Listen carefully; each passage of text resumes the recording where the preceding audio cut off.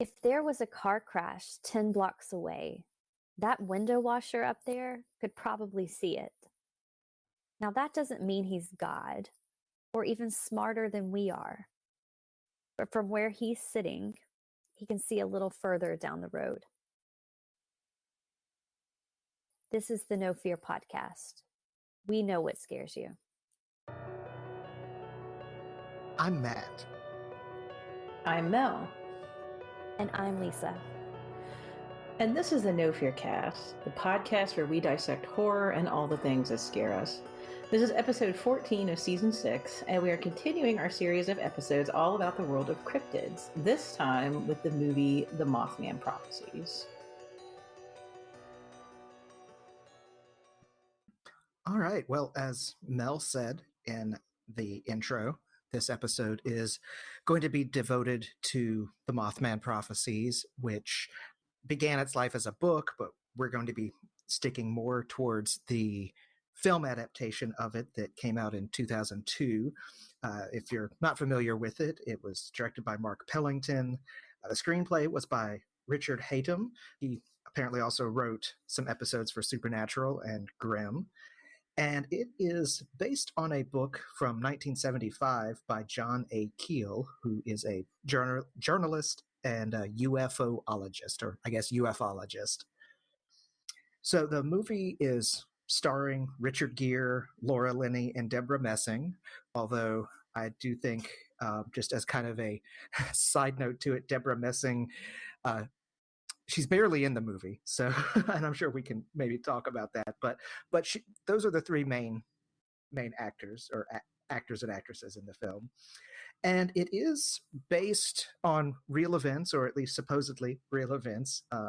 Some documented and some not as documented, but real events from 1966 to 1967 in the town of Point Pleasant, West Virginia. And as a side note to that, there was an actual Mothman festival there that started the same year as the movie, the year 2002. So I guess whenever we talk about movies, we tend to kind of start off with kind of our initial impressions and our history with the movie, that sort of thing. And this is not going to be any different. I'll start us off that way, the same way. With the Mothman Prophecies, I had seen the movie before. It has been a very long time since I've seen it. I couldn't tell you how long. Probably well over a decade, if not longer.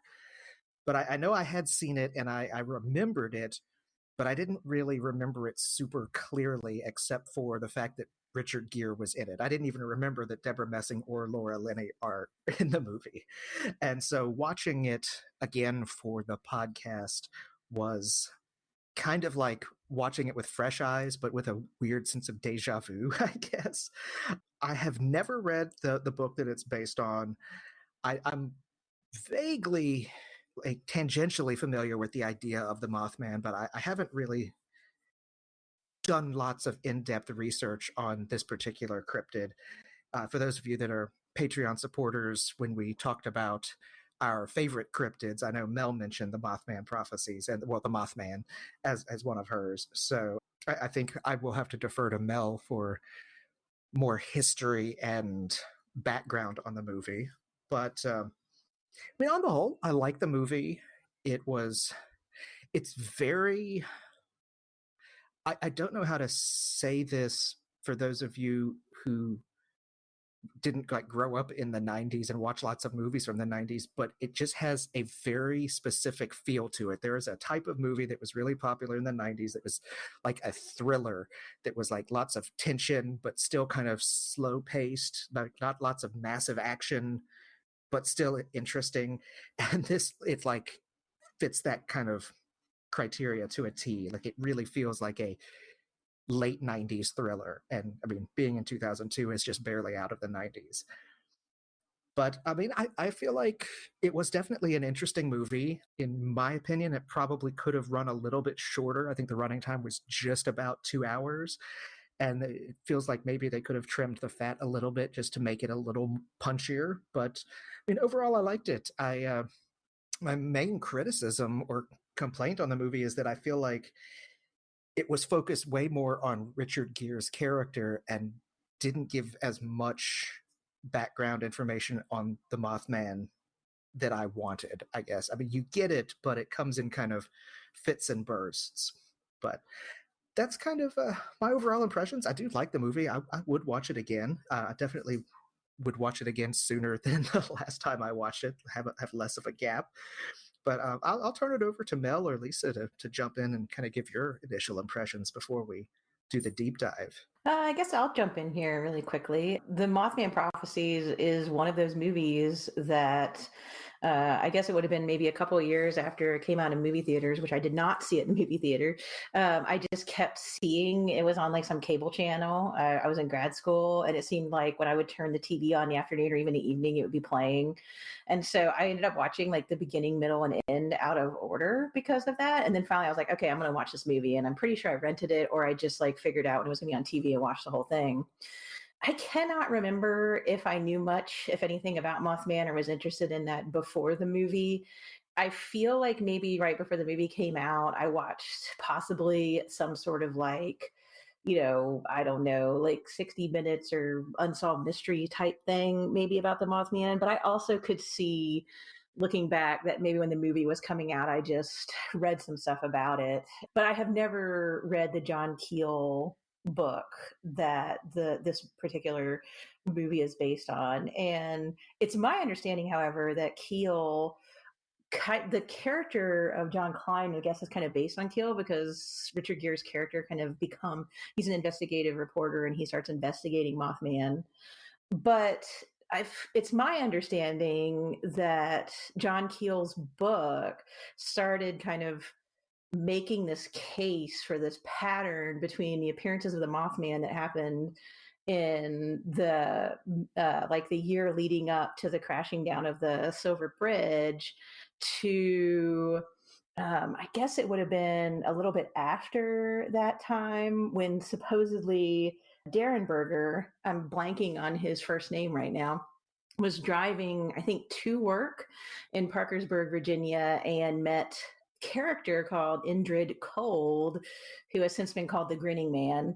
And so Keel basically started connecting this character Indrid Cold to the Mothman. I think that's where those connections came from. There was a book that came out about the Mothman right before Keel, and that person may have made some of those connections too. But Keel was very much interested in like UFOs and what he called ultra terrestrials or like ultra humans or whatever.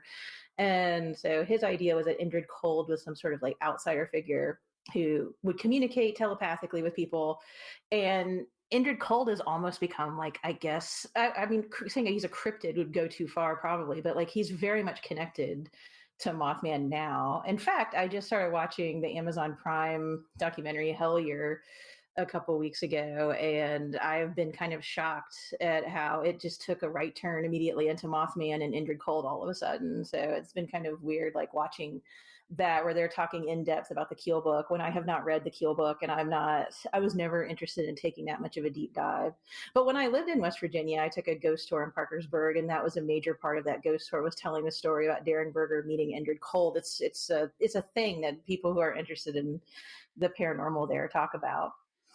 So I thought it was interesting that the movie so like put Indrid Cold and the Mothman together so closely, when these were two kind of phenomenons that happened separately as far as I know, but ended up kind of being connected a little bit in Keel's book because of him mapping out sightings of both characters. But in the Mothman Prophecies, it almost seems like one thing I think when you talk about it is how it poses all these questions and then we don't really get a lot of wrap up, but it almost seems like they're trying to make the Will Patton character the Derenberger character, and that Indrid Cold speaks for the Mothman or is the Mothman or talks about the Mothman. I'm not 100% sure exactly what they're doing with that, so I guess we need to talk about it. But I was kind of surprised at that, because that melding of those two stories that they put together.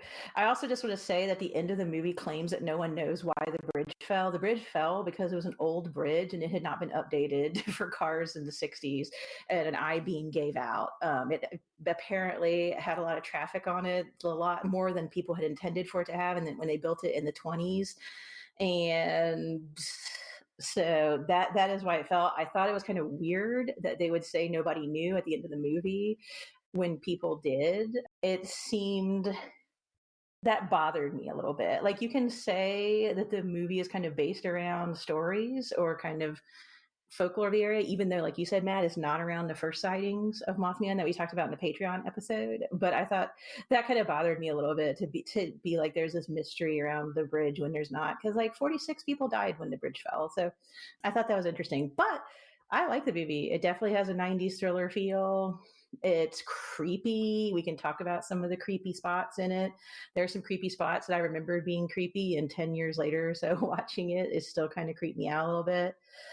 It's just, it almost feels, it's not a documentary, but it almost feels like it when Klein's going around interviewing everybody. And so you get to kind of meet everybody in the town. So there was a lot I liked about it, even for like the kind of plot holes and empty threads we get sometimes. I felt bad we didn't get to see more of Deborah Messing's character, but she gets some cameos, I guess, at the end. Lisa, what's your take on Mothman? Did you stop using chapstick when you watched the movie? Chapstick.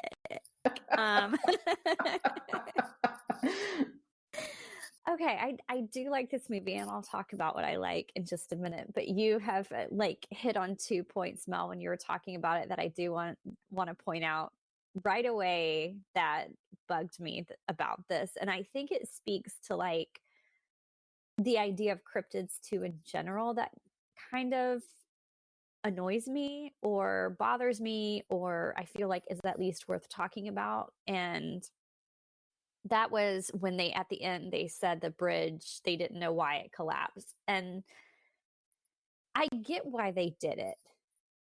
I feel like the filmmakers were like aiming for this, ooh, it's so creepy, we've got this strange cryptid. And I mean, it kind of lends into that like folklore mythology, like that's why those stories are so creepy, right? Is it's like, oh, she said Bloody Mary in the mirror 3 times and then she died 3 days later. Was it Bloody Mary or was it something else? Who knows? Like it lends itself to that kind of like folklore thing. But as you said, this was a real event that, claimed people's lives. And for me, the uncomfortableness of that is really like, it hits the same spot where I get mad at people who are like armchair detectives or like true crime enthusiasts who spend their whole life on the internet trying to solve crimes. I'm trying to think, I can't remember right now off the top of my head the name of the documentary that came out last year, maybe, about the Elisa Lam case, when I think that was her name, the woman who traveled to Los Angeles and went missing, and then they found her in the water tank of the hotel. And it was tied to like the Cecil Hotel and all the like creepiness. And so everybody was on the internet like speculating about her death and what might have happened, and they're pulling up all these like conspiracy theories about what might have happened, and they're trying to find something supernatural. And when I watched that documentary, it really kind of made me angry, because I was like, this was a real thing that happened, and a real woman's life was affected and her family was affected. And it felt like it almost kind of cheapened it by trying to like tack a supernatural meaning to it when there was a real world reason for what happened. And unfortunately, she was not in a great place with her mental health, and she needed help that she could not find, and it ended tragically. And I feel like it's the same thing here. Like infrastructure things, infrastructure issues are plaguing this country. And, people are getting hurt and sick and dying all the time from everyday things that should be fixed, like bridges and water pipes and things like that. And so I think when you're trying to like put something supernatural like a cryptid or aliens or something to it, it takes, like, I understand it's a better story. You know what I mean? Like, I understand that's a better story, but I think it bothers me because it takes away from the real issues that we could solve by putting the focus on something that it doesn't need to be on, if that makes sense. So that being said, that I probably would not have minded that they connected like this Mothman Indrid Cold character to the bridge in the, you know, because I get it. It's close together in time. It makes a good story, and people have already been like speculating that maybe, I mean, we've always had supernatural tales of, you know, like Tommyknockers, for instance, you know, of like these supernatural creatures that precede bad things that happen. So I don't mind that so much. I think it was just that one line at the end of the movie where I was like, why did you have to do that? That bothered me. So I'm with you on that, Mel. And the other thing that did bother me was the Deborah Messing character, because I didn't pick this up the first time I watched it. I watched it in the movie theater and really enjoyed it. I thought it was creepy. It was great. I still think it's a great movie. I did get a little bit upset that, like, it's basically the woman in the refrigerator trope. You know, it's basically, we've got to kill a woman in order to like send the male protagonist on his journey. When I really thought that if you like took that away, if you completely subtracted her storyline from the movie, Matt, it would have, like you said, made it a tighter movie, which it probably needed to be. But also it wouldn't have affected anything. You could have just made him an investigative journalist who gets called to town for some reason. Like he could have been driving through town and his car broke down just like it did. And then he gets kind of stuck there and sucked into the story. Like, there was absolutely no reason to give him the creepy backstory of he had a wife, she maybe saw the Mothman, and then she died terribly. We really didn't need that. He could have just been an investigative journalist. So that really rubbed me the wrong way. But overall, I liked the movie. I liked everything that you guys have said about just how it does feel, even though it was 2002, it does feel like a 90s thriller. Matt, you were absolutely spot on. And just when you just said it just has that 90s look, like there were moments where suddenly, and I will admit, I love it. There's just some weird nostalgia about these type of movies, but it's like you're watching a movie and then suddenly they'll like shift the lens a little bit, or they'll shift the angle of the camera, and it feels like you're in a weird music video for just like 30 seconds. And then you're back to normal movie time, and then it will like shift, and that's supposed to be like edgy or spooky. Like there was that movie Stigmata that this one reminded me of a lot, in the way like just the camera's angles were like doing that weird, like, is this an edgy creepy 90s music video, or is it a thriller movie, or is it both? I enjoyed it. But yeah, I like this movie. I still think it's creepy. His conversations he has over the phone with Indrid Cole is really really eerie and effective. I do like the townspeople that he meets. It was still really hard for me to watch the whole tragedy of the bridge. I remember being really affected by that when I watched the movie the first time, and this time it still really got me. Like, it's just tense and it's scary. You know, you're watching something happening that is a tragedy, and you want it to like stop or somehow end better, but it doesn't. So yeah, there was a lot to like. You know, the main things were, like you said, the Deborah Messing storyline, and then that one like tagged on ending where they said nobody knows why the bridge collapsed, when they very well knew why the bridge collapsed. So yeah, that's my thoughts for the movie. I want to ask you guys, because this is something that popped up when I was watching it this time. I know we've talked about the Mothman as a cryptid, and we spent a lot of time on the last episode talking about like why cryptids kind of work in this type of horror story, and like really what makes a cryptid and the history of cryptids. And one thing we landed on was that it really has to be something that could be real, in other words, it's not like a vampire or something that I think most people believe aren't real. They're just fantasy creatures. So it's something that people have like seen in the wild. Like it kind of fits the alien narrative. And one of our listeners had written in and said that the thing that said that one of the things that makes a cryptid, like if we're defining it, is that people are searching out in the real world for proof of this thing, which we talked a little bit about, but not in detail. And if we're going by that definition, which I like a lot, the Mothman certainly fits, although the Mothman is not, and like Indrid Cold, if he is the Mothman or something related. I'm not even sure if the movie knows. But like it's not like an animal. This is definitely something otherworldly. It's something more alien, I would think. But I would still consider it a cryptid.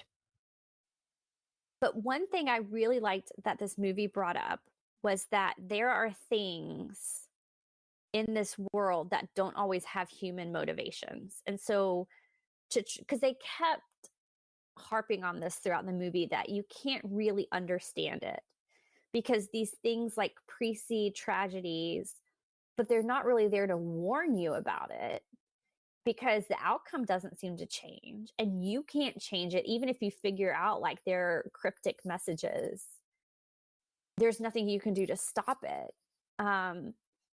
Because I was thinking about the professor character that Richard Gere's character keeps going back to visit, who has like lost everything because he became obsessed with this Mothman figure. But I'm just curious to know, like, is that what you guys think? Is that part of the definition of a cryptid too? Is that it's not human and it's something that's like is outside human understanding? And maybe that's what fascinates us about these cryptid creatures.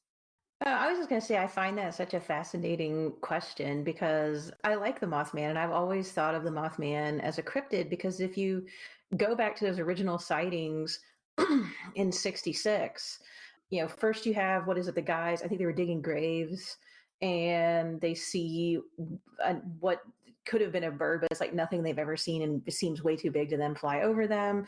And then of course you have the couples in the car who are near that TNT site that people talk about, who apparently race with the figure and they talk about the red eyes. And I mean, there were more sightings than just that. Like people claimed, whatever it was near that TNT site. And then, of course, the sightings kind of expanded over the years, probably as people became aware of the Mothman through the book and whatnot. But I think if you look at the beginning of the Mothman, it's definitely a cryptid because it's most likely an animal that was off its migratory path or like people hadn't seen. And, people were interested in writing articles about it and wanted to try to take pictures of it and things like that. And I mean, there probably are people who look for Mothman, but it kind of seems like, and I'm not saying this doesn't mean that Mothman is a cryptid. I'm not arguing that it's not he, she, it. It starts as what we think of as a traditional cryptid, but then I think once it gets into the folklore of it, and John Keel's book is involved, and you have all the UFO sightings and the Indrid Cole stuff that's going on within like a 50-mile radius of the area, and like Eastern Ohio and Kentucky and into West Virginia. And we've talked about UFO sightings in Pennsylvania. It seems like Mothman has gotten connected to other paranormal stuff. And I don't know that means Mothman isn't a cryptid because it doesn't mean we've necessarily explained what it was that they saw. But I do feel like Mothman is an interesting case in that you have what we would think of as almost like a zoological cryptid. Like, what animal did these people see? And, this movie makes it seem like when people see Mothman, their eyes were burned. Well, I mean, people did claim that when they were seeing some of the UFOs that their eyes would become bleary or red. So it's like this in the book and people's stories and in the movie, which is just so monumental, I think, in people's minds. The cryptid parts start getting mixed with some of the other paranormal and UFO stuff that was going on at the time. To me, I love supernatural stuff. So I like this idea of like, let's take this figure and give some supernatural aspects to it. I like this idea of an ambivalent creature. that may know if bad things are going to happen, but it doesn't move them either way. They just show up and observe, and maybe they're a warning, but like they're not like good or bad. They're just kind of there. And it reminds me a little bit of some stories, I guess, in like indigenous cultures, but I'm not going to claim that that's a deep connection to Mothman. I'm just saying this is a human thing that we think about. I don't know. I mean, Matt, I want to hear your thoughts on this, but I feel like Mothman starts as a cryptid and then kind of starts to get meshed and mashed through stories into something more supernatural or paranormal. But I still feel like they could be a cryptid, though, because there's always that aspect of what is it that people thought they saw, or if they're seeing it now, what are they seeing? I don't know. Is Bigfoot connected to UFOs? I don't know. I don't know enough about it, but I don't know. Matt, what do you think? No, Bigfoot is not connected to UFOs. Okay. Not my Bigfoot, at least. I'm not gonna like say there's none because I don't know all Bigfoot lore, but he's not in mine either. Yeah, I think there is some Bigfoot lore that does tie Bigfoot in with aliens and UFOs, but that's definitely not the mainstream. To kind of go back to Lisa's original question too, and Mel, I agree with you with Mothman that it sort of seems to straddle the line of paranormal and like cryptozoology. And I mean, I don't think this paranormal or otherworldliness is necessarily a trait that would be required to be considered a cryptid. And correct me if I'm wrong, but I think that's kind of what you were asking, Lisa. But I do love that idea, and that intro quote that we used for the episode that Lisa read, actually, about if there was a car crash 10 blocks away, the window washer could see it. And that doesn't mean he's God or even smarter than us, but he can just see further down the road than we can. That was one of the lines from the movie that really struck me as like a really, really great line, because it does such a great way of kind of explaining, well, like you said, Mel, these aren't some sort of like, the Mothman isn't like an angel who's showing up to warn people away necessarily. Now, the book and movie try to make this case that Mothman is showing up as a precursor or possibly even observer, but not necessarily trying to prevent anything. And like you said, Mel, obviously they didn't prevent anything because the Mothman, or the people that saw the Mothman, weren't able to stop the tragedies. But I like that idea of, it's also not some sort of deity or something like that. I mean, if this was, and this is going to sound like so Looney Tunes. I don't know if this is necessarily something I believe, but I'm just, for the sake of argument, if this was some sort of like fourth dimensional entity or something that can see space-time differently than we can perceive it in 3 dimensions, maybe it can kind of look ahead into the future and see things that will happen or that sort of thing. I don't know. But I mean, I think the cryptid part of the Mothman is more the physical being, not so much what it's doing. And like you said, Mel, I think it really did sort of meld and merge with the other things that were going on at the time. And to be quite honest, like you said when you were talking about the movie, like in your initial thoughts, the Indrid Cold thing, it wasn't really clear the connection Indrid Cold has with the Mothman in the movie. Like you said, is he supposed to be the Mothman, or is he some sort of voice for the Mothman that is speaking through him? I mean, it doesn't present answers, but it doesn't even really present the right questions, because from my understanding, those are 2 separate things that didn't really interact with each other. I love your idea about perspective, and I also really like that quote. I think I wrote it down in my notes because, yeah, I don't think if you look at the Mothman qua Mothman as like cryptid or even supernatural being in the stories, I mean, I can't really think of a story where they're like malevolent per se. So they're not like a demon, but they're not like an angel either. They're just there, and they're here. And I think this is something that humans want, right? Like we like to think that we're not alone, whether we create aliens or whatever. And we want to be able to explain things. And I think it makes sense that when the Silver Bridge thing happened, people would look back and say, oh, there were these sightings of this thing. We always want to look for patterns. And maybe that's why the movie people tried to connect Indrid Cold, just not maybe as tightly as they needed to.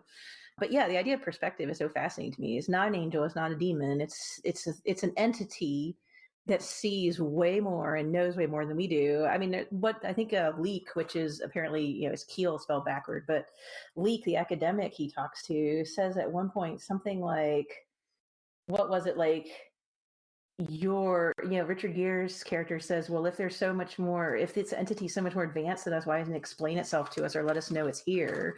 And he's like, do you explain yourself to a cockroach? It's like, you know, and I think as human beings, we want to like we're always reaching for this higher thing or something on another plane, or we're fascinated by that. And so I like the way the supernatural is brought in. It's interesting to think of this as like a signal character, but they're not involved in human whatever. But at the same time, yeah, I mean, like you were saying, Matt, if you start then to try to bring in the Indrid Cold phenomenon, which is separate but happening in the same area, it gets complicated. Because I don't know, I even felt like in the movie when Leek was talking, he was talking about the Mothman, but Gere was of course talking to Cold, and so was Will Patton's character. And some of the stuff that Cold does can be seen as verging on tormenting them rather than being a bystander. I feel like that and Deborah Messing's character being dispatched so quickly because Mothman, like, I'm sorry, I'm going off into a tangent. I was like, what? Mothman's not warning her of anything. Mothman ran her off the road and killed her. So is that to get him to come to West Virginia? Like, I really like the movie. I'm not trying to destroy it or anything. But the more we tease out between Indrid Cold and Mothman now in our conversation, the more questions I'm having as to how the two connect. And we're kind of like, I think now we're talking away from the cryptid question that Lisa posed, because we're getting more into the paranormal side of it. Well, and it is just a little muddled between Mothman and Indrid Cold. That's all I'm gonna say. Like it just, I liked that scene that you've both referenced, where Richard Gere is in the motel room and he's on the phone talking to Indrid Cold. I mean, that's a great scene, and I'm glad that was in the movie. It's probably one of the standout moments in the movie, aside from the ending.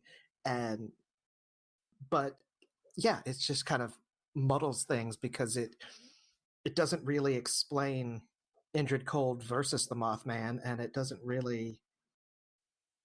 The movie doesn't answer questions that it should, even if it's saying that we don't know the answers to the questions, if that makes sense. Like it's kind of blurring things together without showing you why they're blurred together, I guess. And yeah. Yeah, that makes perfect sense as a description of it. It doesn't make sense, but your description of it makes perfect sense. Yeah, it's one of those that the more I thought about it, and watching it the second time was really kind of eye-opening, because the first time I watched it, I think I was just more curious. I had just heard about like the Mothman and that it was even a thing. And I think I had read some accounts of it, and that, and like the Jersey Devil, and I knew they were kind of, you know, weirdly loosely related, that people had seen this like huge like moth thing with red glowing eyes. And so this movie, yeah, I was just kind of all in. But now watching it again and kind of picking it apart, there are things that could have been really interesting, but I got pulled away from them before I could really like explore it in the movie. So yeah, the Mothman does nearly run them, like it causes the car accident, but then she doesn't like die in the car accident. She dies because after the car accident, they start doing the MRIs because she is seeing the Mothman. And then they think something's wrong with her, which there is something wrong with her. And she's got like a brain tumor that looks like the Mothman when they scan her brain. And it sounds ridiculous now talking about it. But she dies from that. So like, again, the Mothman is there like right before a tragedy that couldn't be prevented. But like, why did there have to be the car crash? Like, I didn't understand that. Then I didn't understand why the Mothman was specifically reaching out to Richard Gere's character. And why, when he drove, was there the whole like missing time? That's what I didn't understand. Not just missing time, but that he traveled a distance that he shouldn't have been able to travel in the missing time. Right. So they make it this like when they do that, it makes it supernatural, because this is what drives me crazy. When she being the wife, when she saw the Mothman, there was a question of whether or not like what she was seeing was because of her brain disease, like her cancer. I can't remember what they said she had. Then when he is in the hotel room and having those really great scenes, I agree, Matt, those are some of the best scenes, are the ones in the hotel room where he's alone and then he like talks to the guy and it's all very creepy. But there are moments where you think, okay, he is in the middle of grief that he's never like dealt with. So is that what is causing him to see things? Or is that like feeding this obsession that he has, right? So with those two things, you're like questioning. And then the guy who he makes friends with, who he goes to, I should have written all these characters' names down. I cannot remember a single one. When he goes to the guy's house, first when his car breaks down and he shows up, and then the guy, that was such a cool twist in the movie where like the guy says he's seen him at the door three nights in a row, but that was impossible. So you already think that guy maybe has something wrong because he goes to see the doctor. And so they're like leading you down this path of like,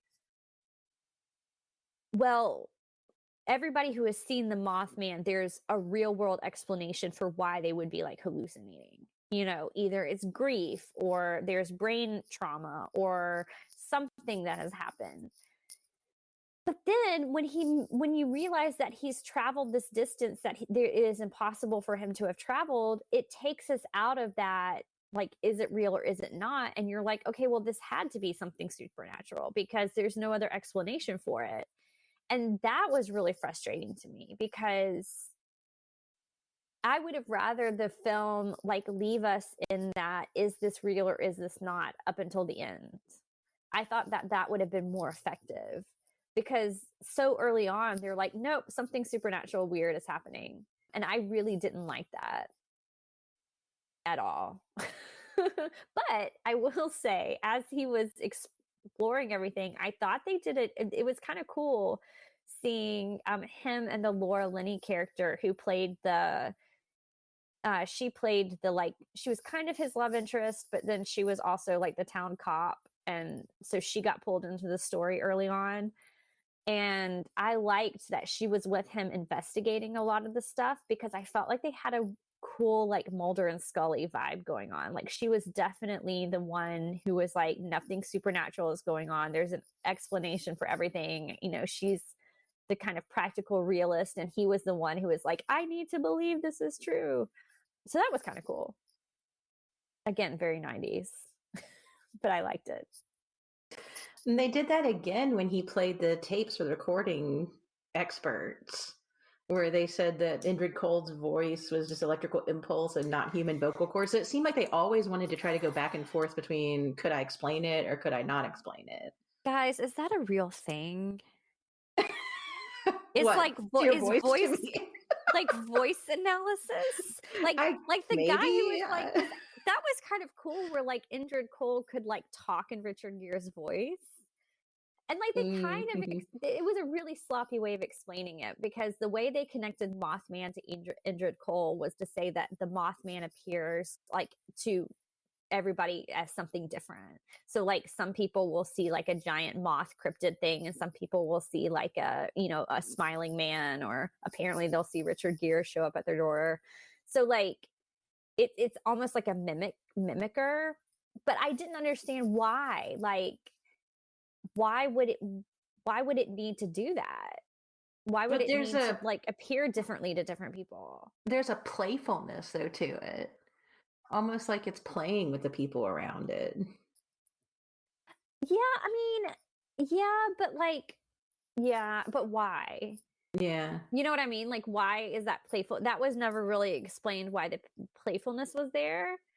And I still don't, I need to look it up, but I still don't think that's a real thing. I don't think anybody can do voice analysis and be like, it's not human, or that is definitely, I looked at your voice fingerprints. I mean, that's essentially what he said, right? Was that he looked at his voice fingerprints. I wasn't saying it was real. I just said it happened in the movie. I don't know. That part was really, I was like, oh, that's some like 90s fake movie forensics right there. That was dumb. I agree. I'm thinking the Richard Gere, like, I feel like the Richard Gere traveling way farther than he could have in a shorter amount of time and going the wrong way, and his car battery dying. All that reminded me of the alien abduction stories we talked about during our Alien series. And I just wondered if they were pulling in, like, I don't know for sure because I haven't looked at the Keel book and I haven't read a lot about the UFO appearances in that area. But I wondered if they were using those tropes of, like I was driving and then I forgot where I was going and I ended up this far away and then my car battery died. And it made me wonder if it was part of that, like not just supernatural, but also maybe like alien aspects. Because there were some like otherworldly UFO type story tropes in the movie too that were happening at the same time, but they weren't tied together precisely to Mothman either. And like what you were saying, Lisa, I wasn't sure if Indrid Cold was saying that Indrid Cold would appear to look as whatever you thought or wanted or needed or whatever, or if he meant Mothman. Like sometimes I felt like Mothman and Indrid Cold are two separate things, and sometimes it seemed like they were together. Yeah, it was never clearly, those things were never clearly connected. The paranormal and the cryptid and the supernatural and the two figures. My thing is, if they, to Matt's point at the top of this episode, that this needed to be a tighter movie. And honestly, all the things we're talking about don't surprise me because I read something about the making of this movie and that they went through a lot of scripts before they landed on the one that they wanted. And it was, I think, primarily the director who was really pushing for this kind of like investigatory type script. So this does feel to me like maybe there were, like, we're seeing snippets from some of the other scripts that kind of got left in. There were rewrites and things got muddled, right? Yes, very much so. But like, if they had taken out dead Deborah Messing, if Deborah, I love you, Deborah Messing, but you did not need to be in this film. If they had taken out the fact that like he had seen the Mothman before he got to West Virginia, and he was called there and he was losing time, and they just started with he's an investigative journalist on his way to a story and his car breaks down in the middle of nowhere and he sees this like weird thing, or he walks to this guy's house and this guy is like, you've come to my house 3 times before. If the story had just started there and let us like sit in the weirdness of it, because I don't even mind that it is muddled with like, is Indrid Cold the same as the Mothman? And is all these like weird kind of alien type stories, are they related? Because I feel like that makes sense when you're investigating something. Like a Mothman, this was something that these people had never seen before. They had no point of reference for what this thing was. It wasn't like it was a Bigfoot. So yeah, to them it might be like some sort of weird scary alien, or you know what I mean? Like it makes sense that the stories that you're hearing are so like wildly crazily different, but like it's clear something's going on. That makes sense to me. Like just sit in that for a while and let him investigate it. And then as we get closer to like, oh, this thing has been seen more and it's always connected to a tragedy, and then like, what is the tragedy? Like that's fine too, but I think this story could have been so much tighter. And I think it would have made it better had we pulled back on some of that stuff. Well, I think with that, we are going to end our discussion of the Mothman Prophecies, which I think we all three still agree that we really enjoy the movie and we'll watch it again, even with some of the issues that we've identified. And I'm still a fan of Mothman, even still. And probably I have this movie to thank for getting me more interested in that character. So with that, we are going to let you go for today. Feel free to contact us, however, if you would like to tell us your thoughts about the Mothman Prophecies. We're at No Fear Cast on Twitter and Instagram. We also have a Facebook page, so you can message us there. Our email is at nofearcast@gmail.com. And if you love what we're doing, please consider supporting us on Patreon and get access to exclusive content. So every other week we have a mini episode that kind of builds on something from our main episode that we may not have had time to get into. Or if financially supporting us just isn't a possibility right now, we completely understand. You can simply rate and review us, which is entirely free and helps other listeners find us. Or you could tell a friend if you happen to know someone you think who would be interested in listening. Theme music is by Nicholas Gasparini. Thank you for listening, and we will be back in 2 weeks with a brand new episode.